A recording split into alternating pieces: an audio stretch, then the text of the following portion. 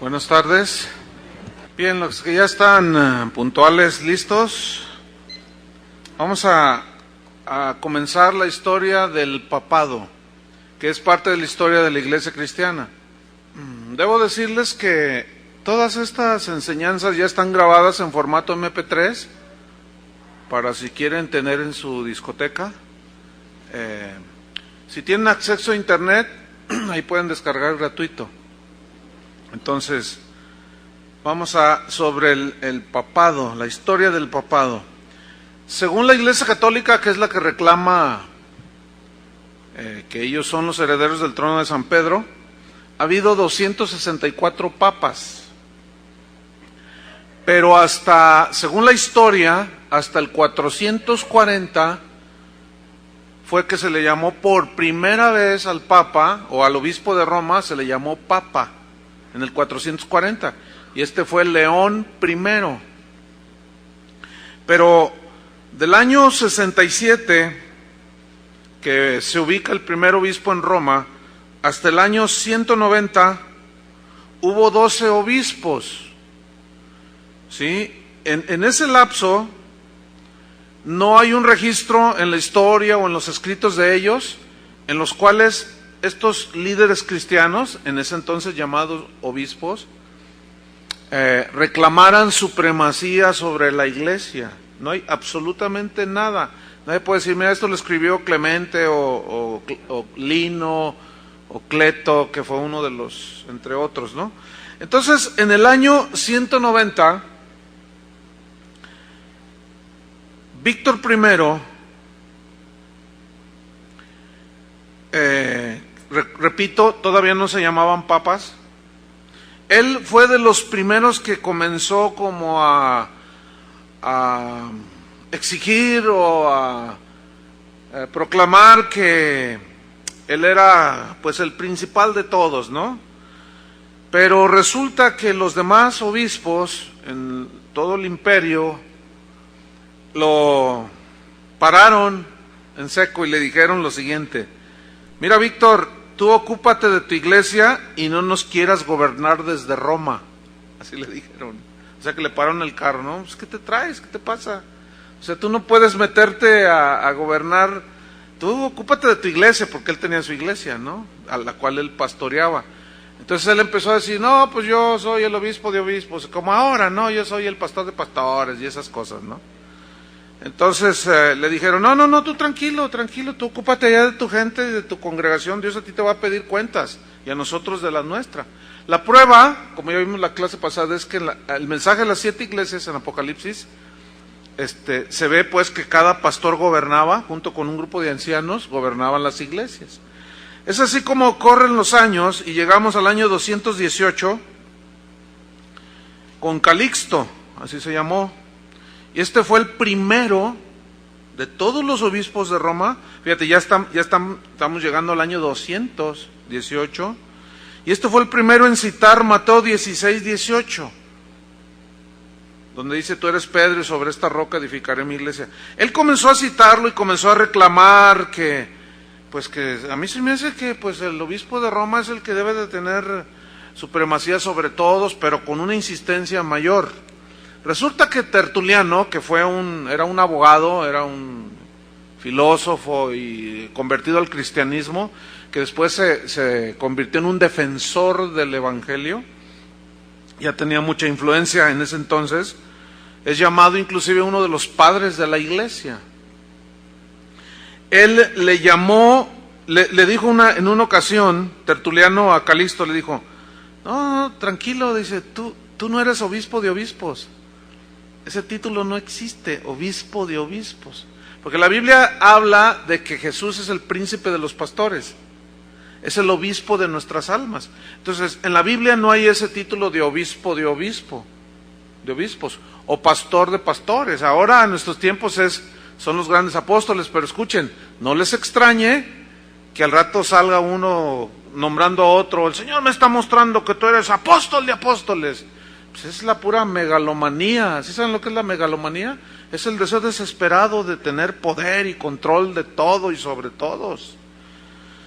Entonces corre la historia y llegamos al año 223, hasta el 314. No puedo citar a cada uno, porque nunca vamos a acabar. Sin embargo, si ustedes desean más información, pueden consultar en el internet, lista de los papas, y ahí te salen todos, ¿sí? Bueno, entonces del año 223 al 314 hubo 15 obispos. Estos siguieron con la presión para que el obispo de Roma, que era la capital del imperio, aunque Constantino, más adelantito, cambió la capital del imperio a Constantinopla, porque acuérdense que Constantino fue el que fundó Constantinopla, entonces trasladó la capital del imperio romano a Constantinopla, que está en Turquía, Turquía de hoy. Entonces, vamos hasta el año 314 con Silvestre I. A este sí lo menciono porque este era el obispo en Roma en el tiempo en que Constantino oficializó en todo el imperio el cristianismo. Entonces, bueno, ya narramos algo de la batalla que tuvo con Magencio y cómo venció, y miró aquella señal en el cielo, por esta cruz vencerás, etcétera. Entonces, en el año 325, el emperador Constantino convocó a un concilio que se llamó el Concilio de Nicea. Y en ese concilio,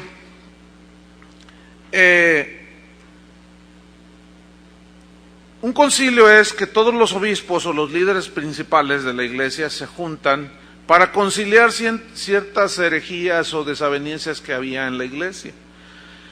Y en el año, déjenme ubicarme, en el año 343, un poquito más adelante, después menciono un poquito más del concilio de Nicea, pero en el año 343 hubo otro concilio, se conoció como el Concilio de Sárdica, y allí en ese concilio los obispos asistentes reconocieron que el obispo de Roma tenía autoridad sobre los demás obispos, nada más que resulta que no invitaron a los obispos de toda la iglesia cristiana, sino nada más a los de Europa Occidental, y a los que estaban en África o en Egipto, en Alejandría, no los invitaron. En otras palabras, les dieron un madruguete, los chamaquearon pues, porque estos ya traían ese asunto de querer ser sobre los demás. Entonces de ahí se inicia una lucha y un control entre la iglesia de Roma, el liderazgo de la iglesia de Roma y el obispo de Constantinopla, porque pues el otro obispo pues no se dejó, ¿sí? Dijo, no, espérame, ¿cómo? El asunto no es así, eso no está en las escrituras. Y es en el año 440, como mencionaba al principio, que León I, que según los historiadores fue llamado, fue el primero que se le dio el título de papa, y se le proclamó, bueno, mejor dicho, se autoproclamó señor de la iglesia entera. Imagínate, ¿no? Comenzaron con los títulos, ¿verdad? Todo ese asunto. Y él dijo lo siguiente, León I dijo, resistir mi autoridad es el camino seguro al infierno. ¿Dónde he oído eso, oigan? Miren, nada más volteamos la tortilla y recorremos así como las cámaras rápidas en la televisión hasta el siglo XXI. ¿Dónde he escuchado eso? ¿Cómo está la iglesia hoy con este tipo de declaraciones? ¿Han oído que dicen, el que no está en nuestra iglesia no puede encontrar salvación? Si te sales de esta iglesia te va a ir mal, porque la bendición de Dios está sobre esta congregación o sobre nuestra denominación o sobre nuestra iglesia. Todas esas son mentiras de megalómanos. Y fíjense desde cuándo comenzaron a manifestarse. Entonces, este León I, o sea, llamado el primer papa, fue el primero en pedir la pena de muerte para los herejes. Pero ¿cuáles herejes? Para León I, ¿quiénes eran los herejes? Pues los que se comenzaron a oponer a su megalomanía y a su deseo de control, y que empezaban a levantar la mano y a decirle, oye, no, espérate, León, no rujas tanto, León, tranquilo, ¿no? Entonces, él fue el primero que empezó a abogar por la pena de muerte contra los herejes. Fíjate, por un lado Jesús había dicho, guárdense de los falsos profetas, o sea, cuídense, sáquenles la vuelta, no tengan tratos con ellos. Y luego llega el supuesto representante de Pedro, o de Cristo aquí en la tierra, León I, y dice, mátenlos. ¿Se parecerá? Pero para nada. Yo quiero que vayan notando, a medida que voy narrando, cómo se va a ir corrompiendo todo, ¿sí? Es así como llegamos al año 476, esta es una fecha importante, porque es cuando el Imperio Romano cae, o sea, ya se desintegra, y 18 obispos o papas ya gobernaron la iglesia entre el año 461 al 590, 461 al 590. Y en ese lapso, para ser precisos, en el año 590 quiero mencionar a un papa, se llamó Gregorio I, y la historia lo coloca a este papa como uno de los mejores papas o líderes de la Iglesia Católica. ¿Por qué? Porque ciertamente entró con ganas de limpiar la iglesia. Por ejemplo, una de las cosas que hizo fue que en cuanto tomó el trono, corrió a los obispos corruptos, que ya había un montón, como vamos a entrar más en materia. Él fue el que también prohibió la práctica de la simonía, es decir, de traficar y de pagar por las cosas sagradas. Dijo, no, espérense, no, de gracia nos recibimos, de gracia debemos de dar. Pero la simonía es algo que sigue brotando. Hoy la iglesia cristiana, después de tantos siglos, ha caído en el mismo asunto. Se cobran la entrada a los congresos donde se debe enseñar la palabra de gratis, ¿sí o no? Se cobra la entrada a todo tipo a los conciertos para alabar. Ahora los cristianos del siglo XX estamos percibiendo bien mal. Ahora se tiene que pagar para ir a alabar a Dios, háganme favor. Pero bueno, ya abundaremos un poco más adelante sobre eso. Entonces, entre otras cosas de Gregorio I, él rehusó llamarse obispo universal. Dijo, no, conmigo no va ese título. Dice, ese título para mí, dijo, es un título que destila soberbia y orgullo. O sea que el tipo era humilde, ¿no? O sea, decía, no, pues yo nada más soy ciertamente un siervo del Señor y ya. Pero eso de que obispo universal y obispo de obispos, eso no va conmigo. También tenía un cuidado muy especial en favor de los oprimidos. Dice la historia que fue un hombre muy generoso con los pobres. Alguien escribió en la historia y dijo que si todos los papas hubieran sido como Gregorio I, otro concepto se tendría del papado. Del año 604 al 682 gobernaron la iglesia 15 papas, que por ahí siguieron con la misma tónica, ¿no? De retomar esos títulos.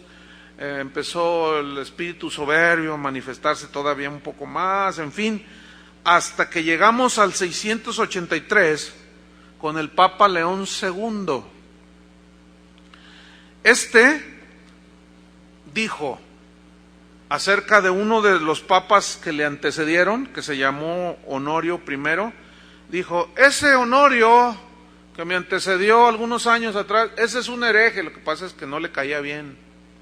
Entonces, fíjate, un papa infalible llamando hereje a otro papa infalible. Qué contradicción, ¿no?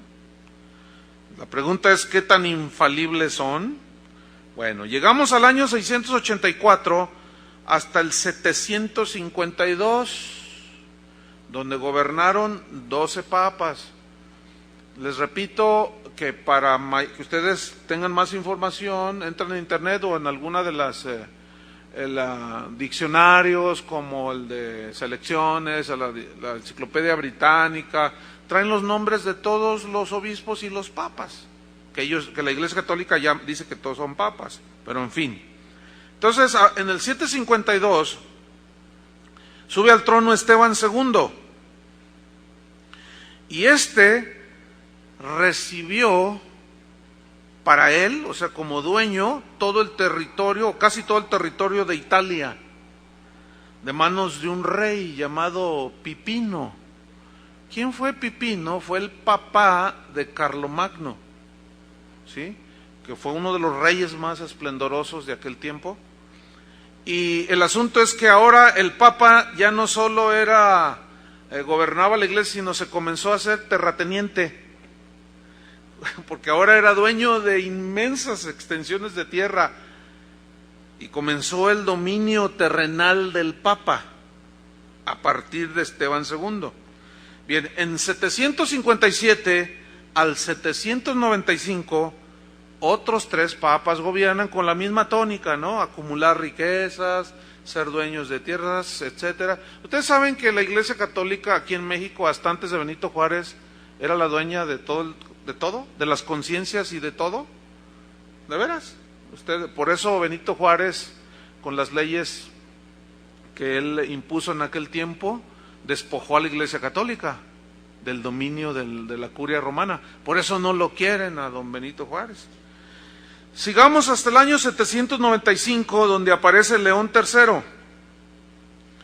Y León III fue el que nombró a Carlomagno, que ya era todo un guerrero y conquistador y no sé cuánta cosa, lo nombró emperador romano. O sea, miren, déjenme explicarles. ¿Por qué León III nombró a Carlomagno supremo emperador romano? A cambio, hicieron como un trato, ¿sí? Entre ellos, mira, que yo te nombro, pues yo soy el Papa, yo tengo la autoridad espiritual, y que yo te llamo el emperador romano, y pues tú que me das también, ¿qué te parece? Hagan de cuenta como ahora, ¿no? Aquí el señor cardenal y el gober, usted sabe, ¿no? Pues yo te doy una lana y bueno, pues tú me das, y yo te doy y llegamos a un arreglo. Hagan de cuenta lo mismo. Sigue el mismo asunto, ¿eh? ¿Se han dado cuenta de eso, no? Exacto, no ha cambiado en cuanto a la Iglesia Católica. Bueno, entonces, resulta que Carlomagno lo que hace con el Papa es que lo elevó, le fue dando reconocimiento y crédito, y es allí cuando, a partir de León III, dice la historia, el papado comienza a surgir como una potencia, ya no religiosa, porque ya la era en ese momento, sino comienza a surgir como una potencia política. Escúchenme bien, hasta el día de hoy, el clero romano es más político que religioso. Habla más de política y de problemas sociales que del Evangelio. La prueba más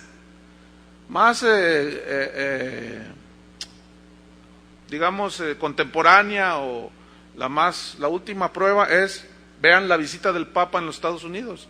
¿Habla del Evangelio? No habla del Evangelio. Habla de la injusticia social y no sé cuánta cosa y bla, bla, bla. Pero él es recibido como todo un presidente, como un jefe de Estado. De hecho, él es un jefe de Estado. Él es el presidente del Estado Vaticano, que es un país dentro de un país, allá en Roma. Que ellos se gobiernan, ellos no le dan cuenta absolutamente a nadie. Entonces eso está medio extraño. Pero fíjense desde dónde viene todo el asunto. Entonces, este amaciato entre lo religioso y lo político nace aquí hasta el día de hoy, ¿sí? Bueno, ahora ya es un matrimonio, ¿no? Ya se casaron. Y a raíz de que León III y Carlomagno, pues entre los dos se apoyaban, es que nace el llamado Sacro Imperio Romano. Noten el nombre, Sacro Imperio, o sea, sacro ya involucra la religión, imperio, política. Sacro Imperio Romano, o sea, se hicieron bien cuates, pues, ¿no? Entonces, cuando el Papa cumple años, pues el Carlomagno iba y le besaba la mano, como cuando hace días cumplió, nuestro señor cardenal cumplió años, ¿no? Y estaba toda la fila ahí. ¿Sí lo vieron en la televisión y en el periódico? ¿Cuántos lo vieron? Entonces todos, ¿verdad? El gober, todos van y se le... Y él, entonces, pues hay una maciata ahí que todos sabemos, ¿no? Bien. Del año 816 al 858, oiga, por cierto, vamos a manifestarnos para que nos den una lana, ¿no? ¿Sí vamos? Necesitamos construir más cosas. Con unos 20 milloncitos lo hacemos, ¿no? No pedimos 90. Con unos, bueno, 10, pues. Con 10 haríamos unos cuneros bien bonitos, pero pues no, se me hace que no. ¿Se quieren casar con la política? Ya me habían preocupado. Bueno, del año 816 al 858 reinaron 8 papas, según la historia. Bien, en 858 aparece Nicolás I, que fue el primero en sentarse en una silla que parecía un trono y usar corona. O sea, tú dices, bueno, ¿de qué se trata, no? ¿Por qué no se puso una de espinas, a ver? Sino una llena de esmeraldas y de rubíes y de diamantes. Este papa, Nicolás I, era bien tranza y era muy mentiroso.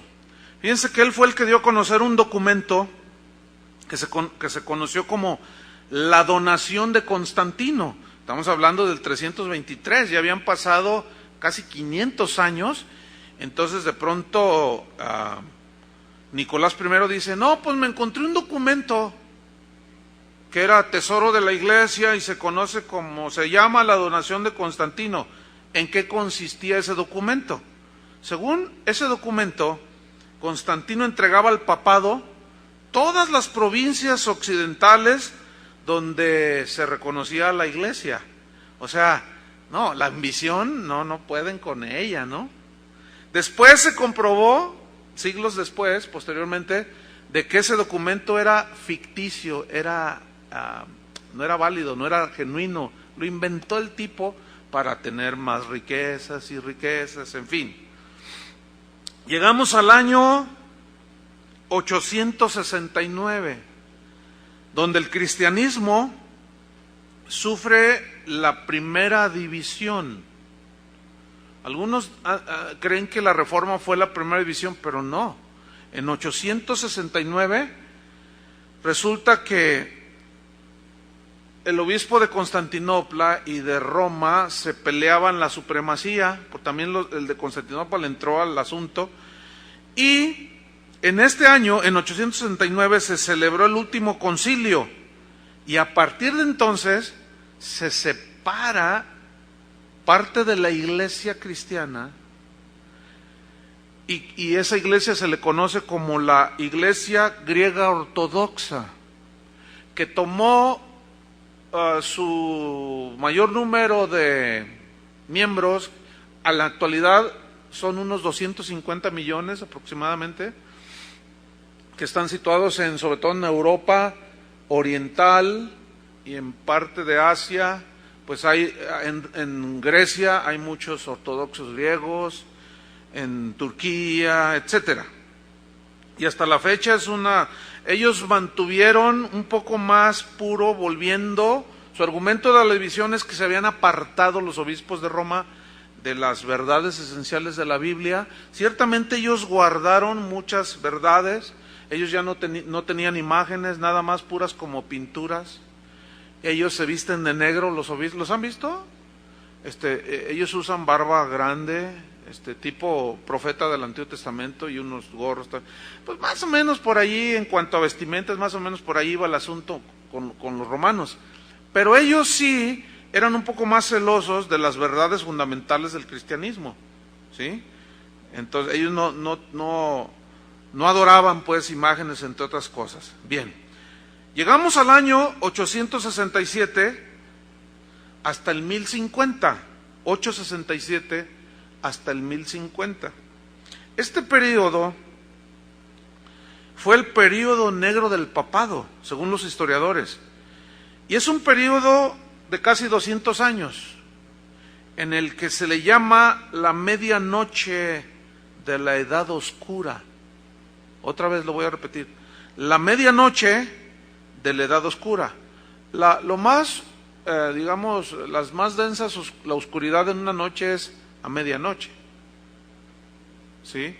Y fíjense cómo se le llama. Se le llamó la medianoche de la edad oscura, que se conoce como el oscurantismo, vamos. Donde el soborno dentro de la iglesia y de los líderes era el pan de cada día. La inmoralidad era Roma, la Basílica de San Pedro llegó a ser un prostíbulo impresionante. Los líderes se corrompieron con todo tipo de corrupción. Hubo derramamiento de sangre. Y todo esto hacen el capítulo más negro en la historia de la iglesia. En el 904 aparece el Papa Sergio III. Este Papa tenía una amante que era de todos conocido. La mujer se llamaba Marozia, con Z. Bueno, Marozia tenía a su madre, Teodora se llamaba. Y Teodora a su vez tenía otra hija. Y resulta que Sergio III se hizo amante a Marozia, pero después se metió con la mamá, o sea, se metió con la suegra, la hizo su amante. Y a partir de aquí yo voy a mencionar unas cosas que van a sonar así que, ay Dios, ¿a poco? Bueno, están en la historia, cualquiera puede investigar, nadie puede negar la historia. Entonces, estas tres mujeres fueron amantes del Papa, y dicen los historiadores que llenaron de hijos bastardos la silla papal. Hicieron del palacio papal una cueva de ladrones.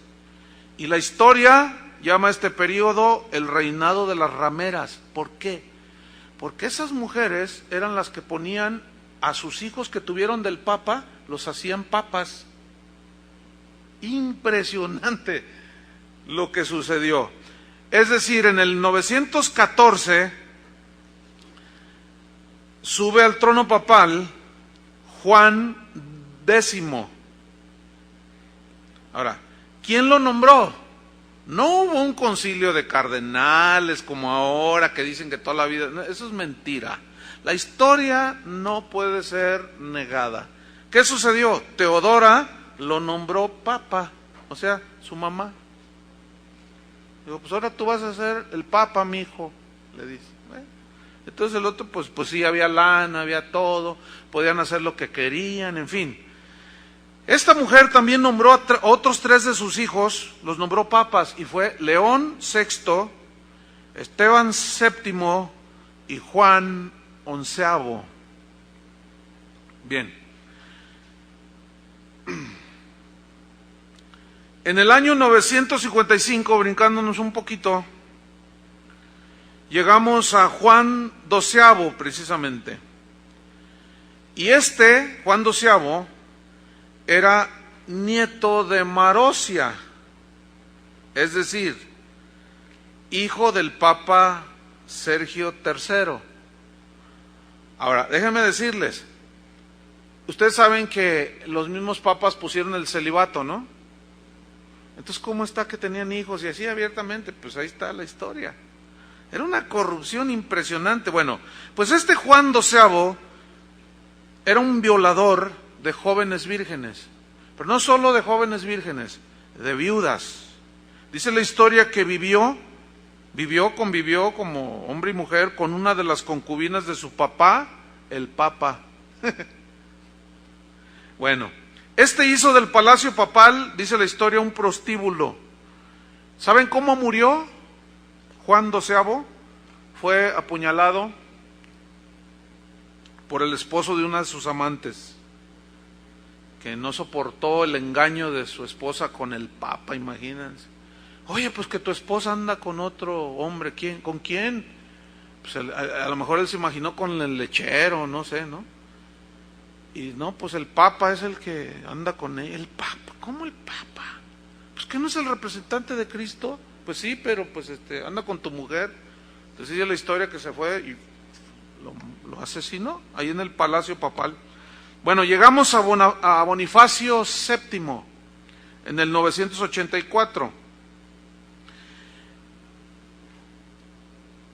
Y subió al trono porque resulta que asesinó a Juan XIV, que fue al que él sucedió, que solamente duró un añito de papa. Pero como las envidias ya estaban en todo su apogeo, pues dice la historia que asesinó al Papa Juan XIV.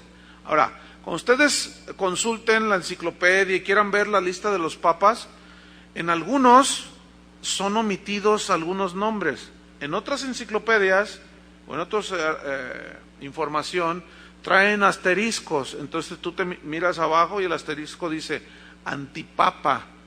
Otros te mencionan la biografía corta de cada papa, y cuando se trata de tocar, como por ejemplo Bonifacio VII, nada más ponen Bonifacio VII de 1984 al 984 al 985, pero no dicen nada, o sea, guardan silencio. ¿Por qué? Porque bueno, tratando un poco de apagar la supuesta, ¿ustedes creen la supuesta herencia del trono de San Pedro, no? ¿Ustedes creen que si así hubiera sido el trono de San Pedro, ustedes creen que el Señor no hubiera cuidado la iglesia de que estos pillos llegaran a la supremacía de la iglesia? Lo cual demuestra que es pura falacia, ¿no? Pura mercadotecnia que se fue gestando desde siglos atrás. Bien, llegamos entonces a Bonifacio, que asesinó al Papa, y un obispo que se oponía a Bonifacio le dijo: eres un monstruo, le dijo. Sé quién eres, tus manos están llenas de sangre, le dijo, llenas de inmundicia, eres el anticristo sentado en el trono de Dios. No, pues pregúntenme por el destino de ese obispo. Hasta ahí llegó, ¿no? Entonces en el año 1012 aparece Benedicto VIII. Déjenme darles un dato. Muchos de los papas adoptaron un nombre. No se llaman, por ejemplo, Benedicto, el de ahora no se llama Benedicto.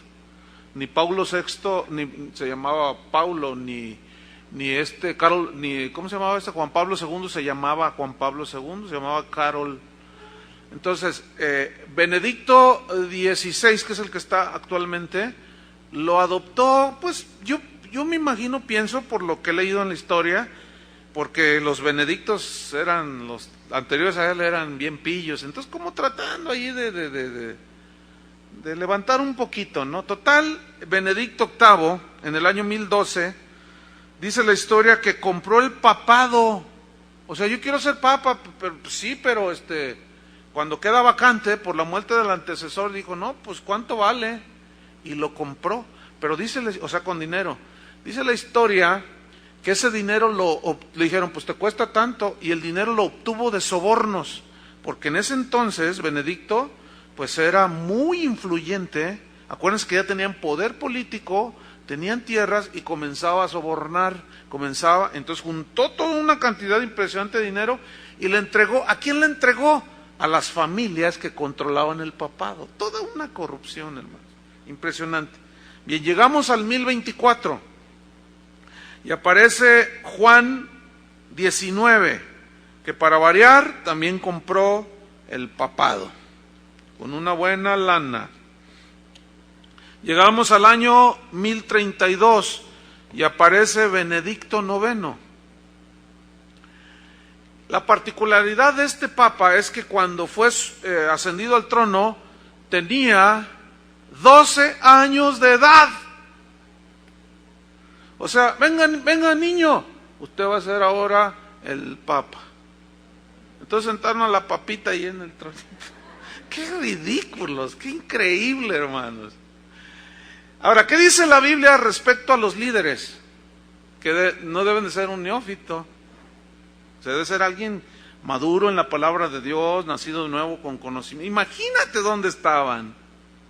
Ahora, ¿cómo fue que fue nombrado papa a los 12 años? Bueno, resulta que fue un convenio entre las familias que controlaban el Sacro Imperio Romano, ¿sí?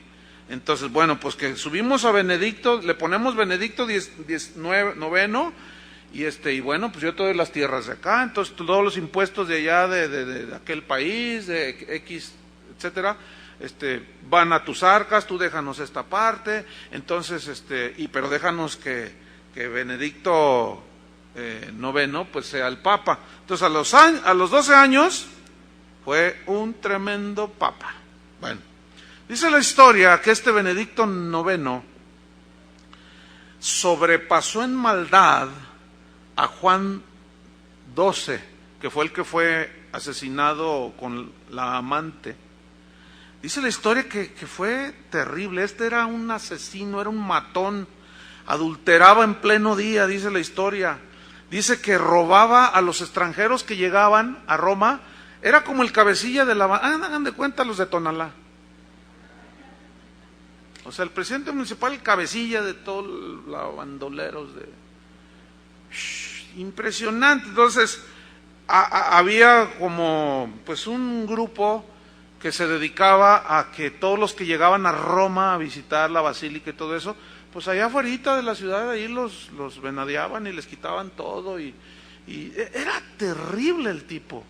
Bueno, ¿qué sucedió? El pueblo en ese entonces comenzó a decir, bueno, ¿qué está pasando? Y comenzaron, el pueblo unido. No es cierto eso del pueblo unido. O sea, comenzaron a protestar, vamos. Entonces el pueblo comenzó ciertamente a unirse y decir, bueno, ¿qué está pasando? Pues si tenemos al pillo de pillos ahí sentado en el trono papal. Entonces, ¿qué sucede? El pueblo se junta y lo expulsan al papa. Lo expulsaron de Roma. Y dijeron, ¿sabes qué? Aquí ya no queremos nada. Bueno, llegamos al año 1045. Al ser expulsado Benedicto noveno, pues queda el trono vacante, pero el control sigue en las familias más ricas, ahí en Sacro Imperio Romano, y Gregorio VI compra el papado. Bien, llegamos al 1046, solo duró un año el gusto. Aparece Clemente II, pero a diferencia del nombramiento de otros o de compra del mismo papado, él fue nombrado papa por el emperador Enrique III de Alemania, porque acuérdense que ya había amaciato político religioso, ¿no? Entonces en ese entonces Enrique III de Alemania pues tenía poder político y, oye, pues ¿qué onda? Vamos a hacer negocio tú y yo, ¿no? Hagan de cuenta los políticos hoy, ¿no? Mira, tú vota por mí, y bueno, yo te doy contratos. Ustedes saben cómo se maneja toda esa corrupción, ¿no? Pues igual, entonces dijo, y pues ahorita yo soy el que tiene mucha influencia. ¿Qué te parece si te nombro papa y pues tú me favoreces? Pues órale, sale, ¿no? Entonces, así era todo ese asunto. Llegamos bueno, déjenme decirles un dato aquí de Clemente II. La gente sigue con aquella inquietud y comienzan a levantarse protestas en varios lugares del Sacro Imperio Romano. La gente empieza a protestar en contra de la corrupción del Papa. Es cuando aparece en el 1073 el Papa Gregorio VII, que para combatir la inmoralidad que prevalecía en el papado, tenían hijos por todos lados, tenían mujeres, era una cosa espantosa. Este Papa, Gregorio VII, insistió en el celibato, que los papas y todos los sacerdotes, la curia romana, debían de ser célibes, es decir, no tener esposa. Otro error, porque la Biblia dice que el siervo de Dios debe ser marido de una sola mujer, o sea, ellos aducían de que no se podía servir a Dios bien estando casado, tenías que ocuparte de la esposa y luego que de los hijos, pero grandísimo error, ¿sí? Como ya vimos cómo surgieron los monasterios y todo eso, pues ¿qué ha provocado? Si yo les contara cada historia, hermanos, de gente que en pleno siglo XXI, aquí mismo, gente que asiste a la congregación, cuando viajo a algún lugar, que menciono algo como esto, se me acercan personas. En una ocasión, hace unos días, se me acercó una persona, una mujer, así llorando, me dijo, ¿sabe qué, pastor? Pues yo sé que mis pecados ya son perdonados, dice, pero me sentí tan mal cuando escuché que usted dijo algo de la corrupción, de lo que estoy mencionando ahora, ¿no? Entonces dice, es que mire, yo le voy a, dice, pues puede usar el ejemplo porque, claro, todo esto es anónimo, ¿no? No sé ni cómo se llama ella, pero me dice que efectivamente ella tuvo que ver aquí en Tlaquepaque con alguien y conocidón, dice, pero no solo yo, una prima mía, es horrible, pastor, y ella lloraba.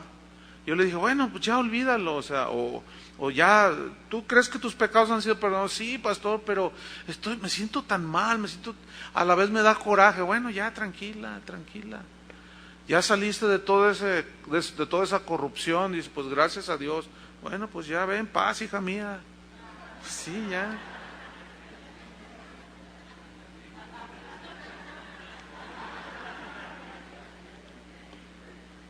Entonces, bueno,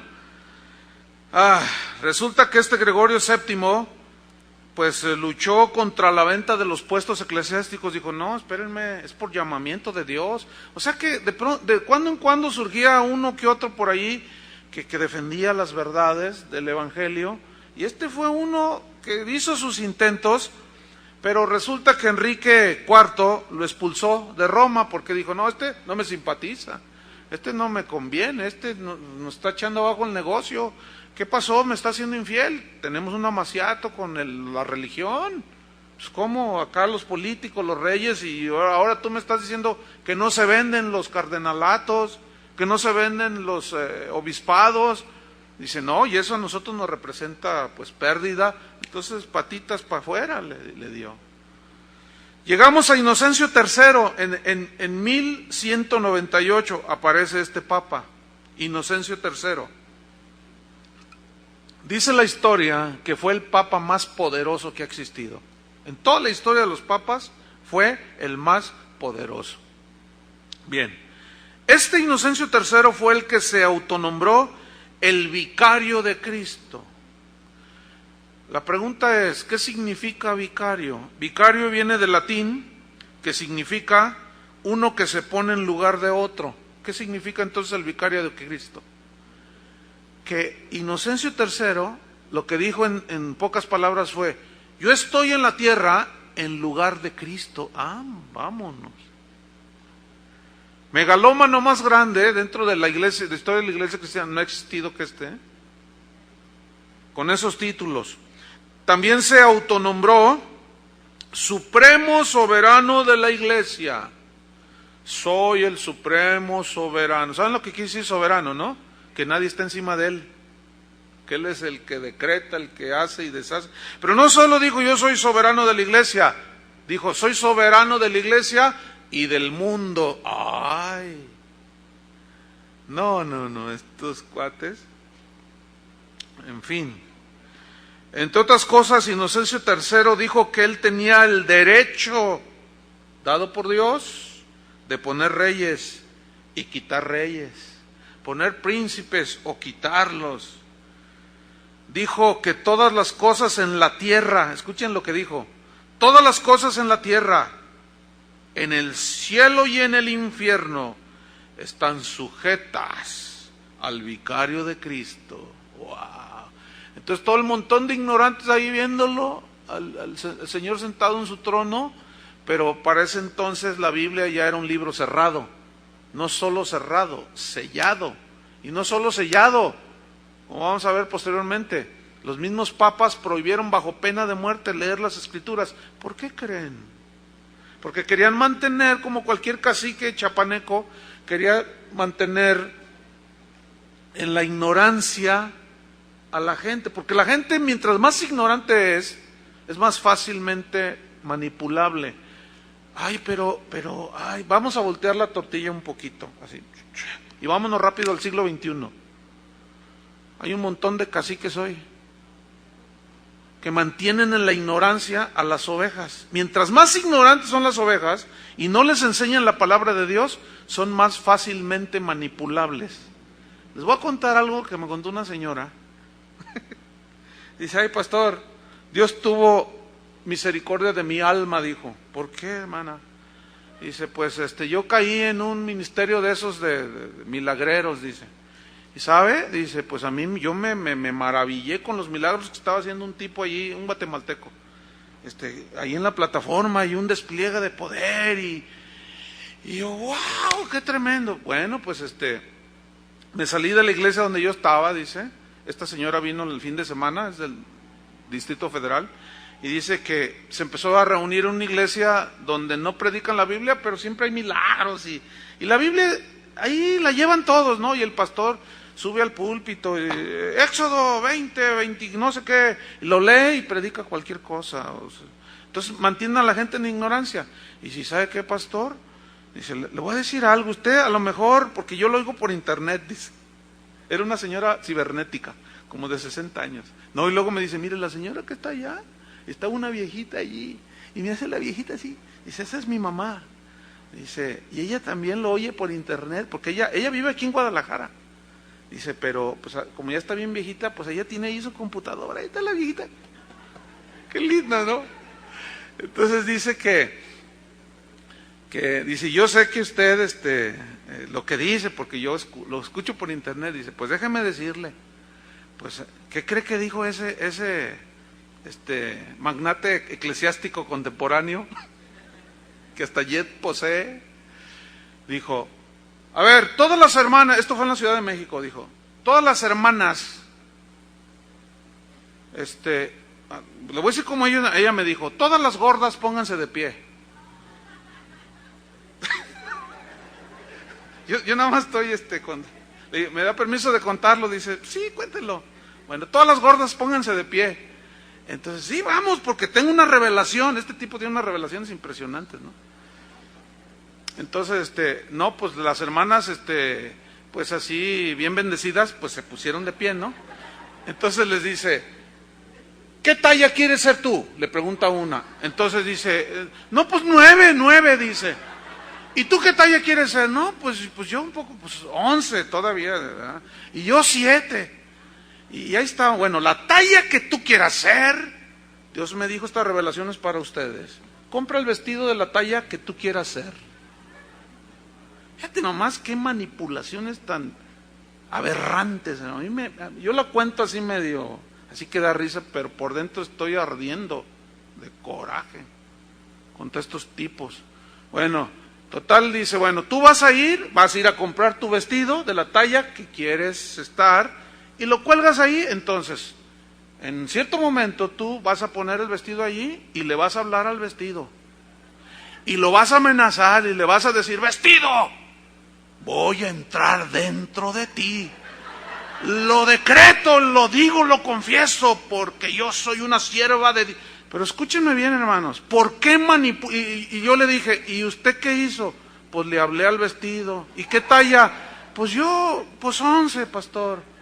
Y le digo, bueno, pues la verdad, luego ya mi mamá me dijo, mira, escucha estas enseñanzas, la viejita cibernética, dice, mira, escucha hija, donde estás, te están lavando el cerebro, te están manipulando. Y cuando me di cuenta, me dice, la verdad, pastor, dice, pues ¿cuál? Nadie entró en esas tallas. Entonces me empecé a inquietar y comencé a buscar y dije, no, ¿qué es esto? Eso es lo que hacían aquellos. Eso está hoy en pleno siglo XXI, hermanos, en las iglesias cristianas. Muchos pastores no están predicando las escrituras. Por lo tanto, la gente es ignorante. Por lo tanto, es fácilmente manipulable. No les hables la Biblia y les puedes sacar lo que sea, como en el tiempo de los papas. Ay, en este momento Dios me está mostrando que aquí hay 50 de a 1,000 pesos. Entonces, yo sé quiénes son, Dios me está mostrando. Antes, mire, pase, tráigalos aquí a los pies de los apóstoles, para no avergonzarla o avergonzarlo, hermano, yo sé quiénes. Pasen, traigan aquí, vamos, y ahí van las ovejitas, con los 1,000 pesos ahí los manipulan, pero que es una vergüenza, hermanos, en pleno siglo XXI. Así es que a veces criticamos a la iglesia romana y decimos, no, pobres católicos. ¿Pobres qué? Estamos peor, tenemos más papas que ellos y más manipuladores que ellos. Y aquí le dejamos porque ahorita va a venir la policía y me va a llevar preso. Bueno, tengan un receso.